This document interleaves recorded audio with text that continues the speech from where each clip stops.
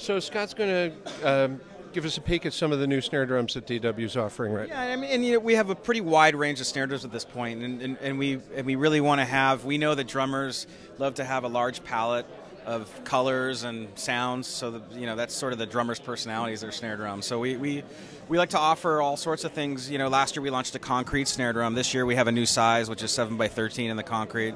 It's a very non-traditional material for making snare drums, but people have embraced it because I think drummers now more so than ever like very esoteric, different sounds than they have in the past. So we're happy to oblige. We'll come up with all sorts of wacky stuff to.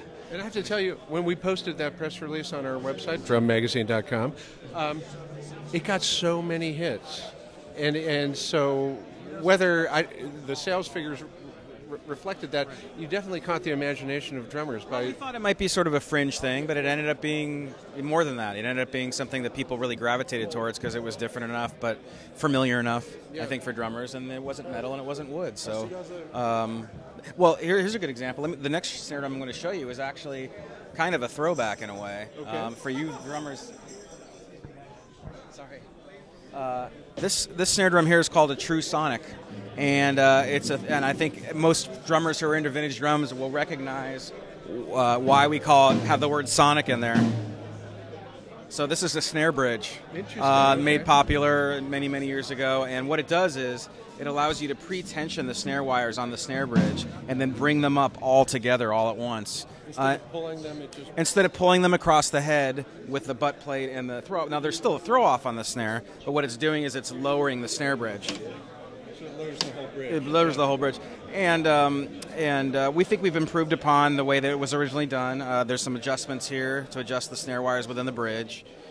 This is true to the original drum. This is a brass, chrome-plated brass shell with 2 beads on it. It's a 5.5. No, it's actually a 5x14 drum.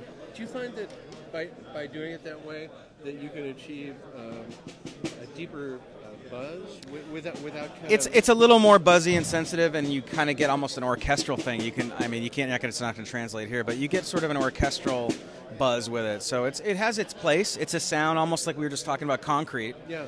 It has a sound. This is a new drum. This has a sound too. This is the Jazz Series Mahogany and Gum. We're going to talk about those drum sets too. So the gum's in the center?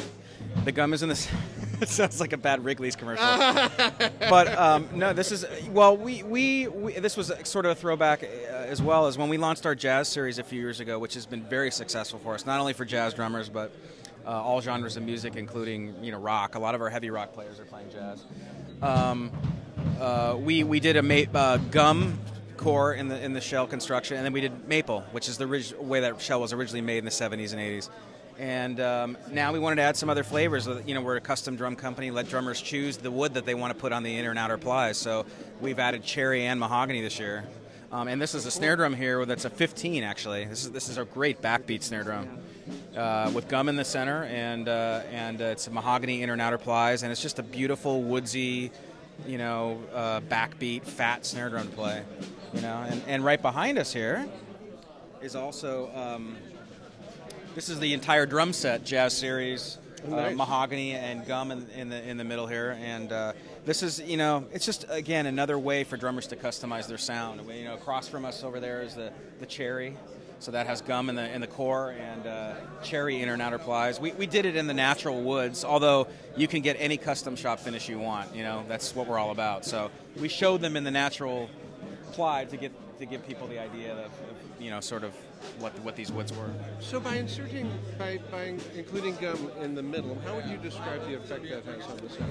Gum is a very soft wood, and the gum ply in the center is very thick.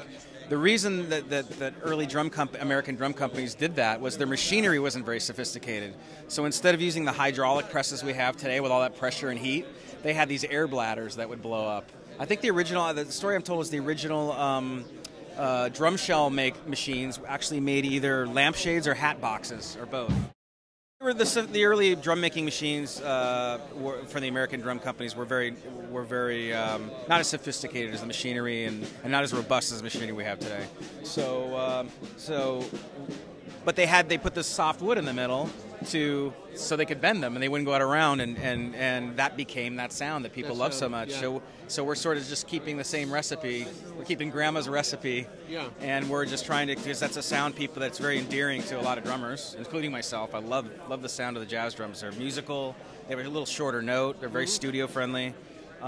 So that softer wood, you said with the shorter note, it sort of interrupts the vibrations a little bit, doesn't it? Yeah, I would say with the softer wood, you are getting a little less resonance, as you would with a thinner, solid, and there's no reinforcement hoops in the Jazz series, and so I suppose you could add them if you wanted to, but then you'd probably be getting a little closer to what our classics shell is with the poplar and the mahogany.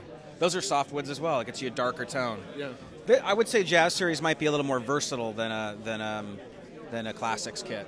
Our classics drums are definitely true to that 50s sound. Right. These are a little more 70s, 80s, and I think we've sort of been categorized as the more modern drum sound from the 90s and beyond. And when you're talking about drum sets from the 70s and 80s, actually, rock drummers, jazz drummers, they were all playing the same drums. That's correct. Yeah. So yeah, it's sort of, we definitely are a technology company, and we're into innovation and new things, but we appreciate the sort of qualities of the older drums that, we're an American drum company, right, and we appreciate what the American drum companies have done before us, and we sort of put our spin on it, but it's a sound, we try to be 31 flavors, we try to offer all the flavors and let people choose what they want to get. What we have here is a concept series drum set, which isn't new, but what is new is all the hardware and accessories on this kit. For the first time, we have concept series hardware and accessories. It's a flagship line for PDP. And what we love most about this is that it's modular. So this is a really cool, creative way for drummers to customize their kits. I mean, you can see this mic holder here for the floor tom. This is a way to mount off an auxiliary arm here, this little 10.5 arm, which is the same as some other manufacturers like Tama and Gibraltar. They have a smaller diameter arm than DW, which is half-inch. Yeah. And the beauty of this is inside of here there's a little brake, what we call it, which holds it to the arm that it's sitting on. Is that inside the... Inside the little piece here. Well, this is 10.5 millimeter. All you have to do is unscrew that and flip it around, and you end up with half-inch. So these are really... So that means this works with tons of drum manufacturers, diameters, and as well as DW. So that also means you can stick it on the back of a cymbal arm, which is oftentimes is half-inch. Mm-hmm. You can create double cymbal stands. You can add percussion. There's an X hat over there. There's a cymbal stacker here, and we have a lot of more accessories that we haven't even been able to show here on this drum set. So there really is, and these are all infinite tilters like we have with DW. Oh, that's cool. And you can slide.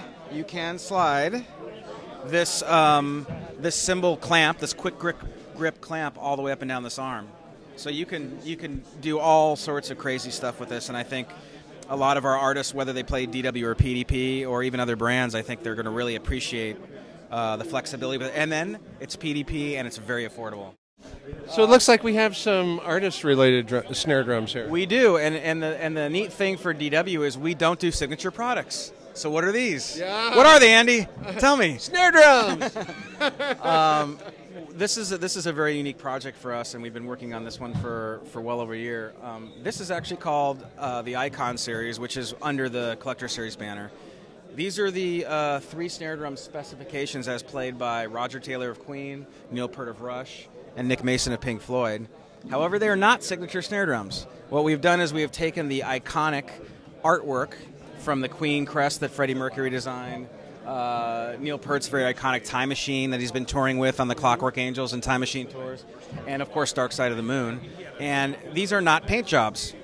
These are wood inlays. Wood inlays. And right here, if you can see on this little chart here, this is all laser cut wood. Hey, let's get Jordan over here. He's gonna like that. Then you gotta get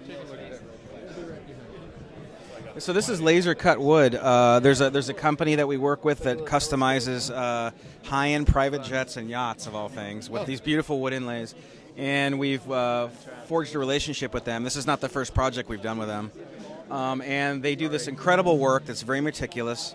And we get the veneer from them, then we create the drum, and the creation of the Queen crest and the Time Machine, and doing this all in different types of exotic wood has been an adventure. And these are limited to 250 drums a piece. So this is really a fun project for us. It's something that John Good is near and dear to his heart because of all the exotic woods involved. But we're really proud of it, and we think that we feel like they're pieces of their art. It's artwork, but they're very playable. What we have here is a new product. That's the 93-99 Tom snare stand, and we designed this specifically to hold rack toms. Our 9300 snare stand has been traditionally used to hold rack toms, as well as other manufacturers' snare stands, because drummers like to have one rack tom in a snare basket. Traditionally, the problem is they're a little janky. There's the footprint's a little smaller because it's made for a snare drum, right. And there's no isolation, and there's no it gets choked, right, essentially. So we've designed this very special drum basket to not choke the drums. We have these neoprene isolators that are integrated into these crutch tips, and it really cradles the drum really nicely on here, and you can tighten it up and it will not choke the drum, which is lovely. And total resonance, and it has a mega tripod base, so that means a larger footprint, so it's not really going anywhere. So this is a product that I think drummers have wanted for a long time. We've heard a lot of drummers talk about it, and we finally made it happen.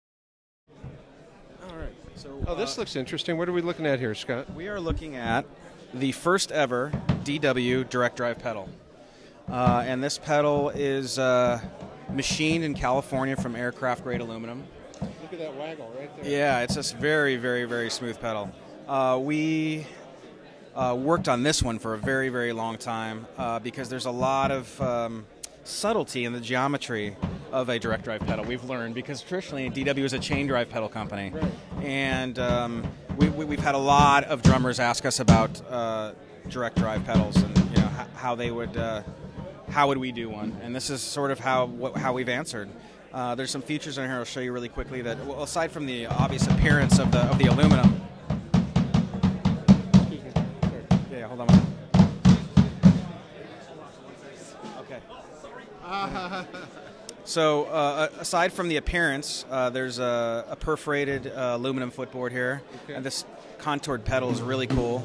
It has our Delta ball bearing hinge, which is interlocked into the heel plate and pedal plate, which is a patented feature we now have, and we'll be adding this to all of our high-end pedals, actually, including 9 and 5. So that gives it a more solid feel then? Well, we have drummers where if these screws get loose and they're touring a lot and they're hitting very hard, these can get loose. The hinge can spin just a bit and then it breaks. Right. So this has solved that problem, which is wonderful. That's great.